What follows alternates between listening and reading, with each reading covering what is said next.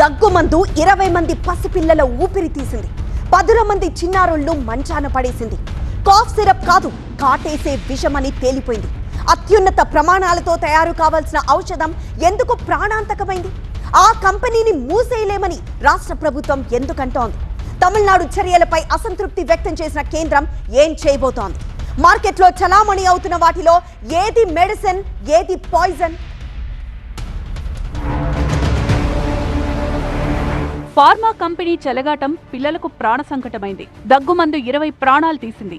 చావులకు కారణమైన దగ్గుమందును నిషేధించడం తప్ప అసలు ఓ ఔషధం విషంలా ఎందుకు మారింది అన్న దానిపై ఇప్పటిదాకా అధికార యంత్రాంగం దృష్టి పెట్టలేదు. ఎన్నో జబ్బులకు మార్కెట్లో ఎన్నెన్నో మందులు. కోల్డ్ డ్రిప్ సిరప్ సృష్టించిన వివాదంతో మెడిసిన్స్ ఎంతవరకు సేఫ్ అన్న చర్చ మొదలైంది.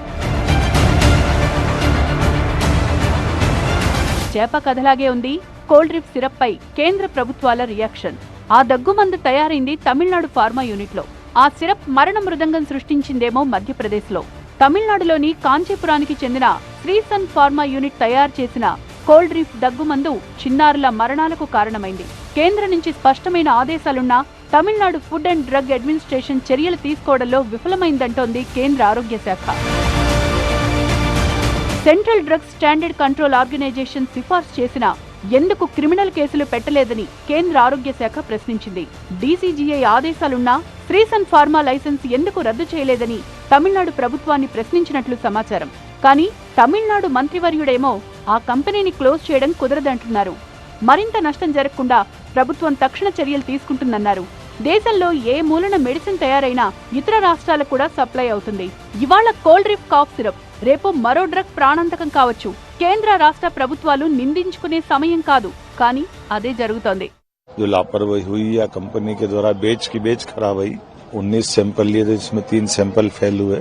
एक तमिलनाडु की कंपनी का जहां अमानक प्रकार की दवाई थी, जिसके कारण से बच्चों की किडनी और लीवर उस पर असर आया और अंततः 15 से ज्यादा बच्चों की डेथ हुई अलग अलग प्रकार के. కాఫ్ సిరప్ కాటేసిందంటే అది రాష్ట్రానికో దేశానికో పరిమితమైన విషయం కాదు. ఎందుకంటే మన మెడిసిన్స్ ప్రపంచమంతా వెళ్తున్నాయి. అందుకే కోల్డ్ డ్రిప్ మరణాలపై WHO కూడా స్పందించింది. ఈ సిరప్ ని ఇతర దేశాలకు ఎగుమతి చేశారా అని భారత్ నుంచి వివరాలు కోరింది.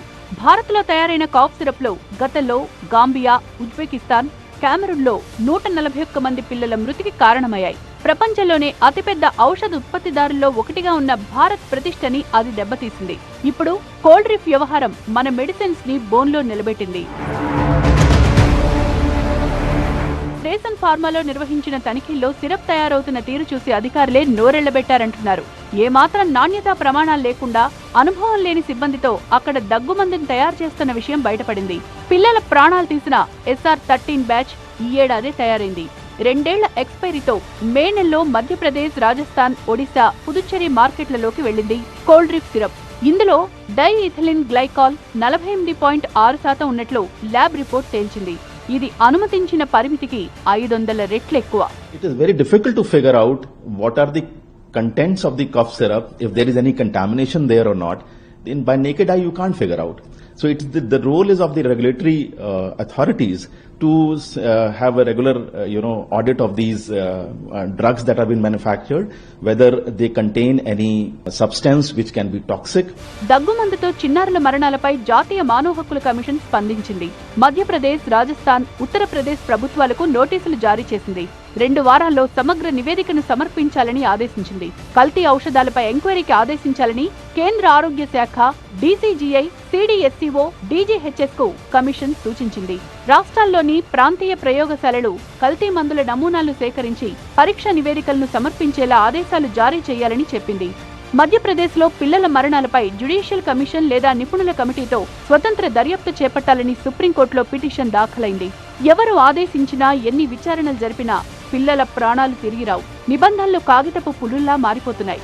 ప్రమాణాలు గాలి బుడగలవుతున్నాయి. జరగరాంది జరిగినప్పుడు 4 రోజులు రాద్ధాంతం చేస్తారు. తర్వాత ఎక్కడి దొంగలక్కడే గప్చుప్. కోల్డ్ డ్రిప్ దగ్గుమందుని రిఫర్ చేశాడని ఓ ప్రభుత్వ వైద్యుడిని అరెస్టు చేసింది మధ్యప్రదేశ్ ప్రభుత్వం. అరెస్ట్ అన్యాయమంటూ నిరసనకు దిగారు డాక్టర్లు. మెదడుకి సమస్య వస్తే మోకాలికి ట్రీట్మెంట్ ఇచ్చే వ్యవస్థల్లో ఇలాంటి దృశ్యాలే చూడగలం.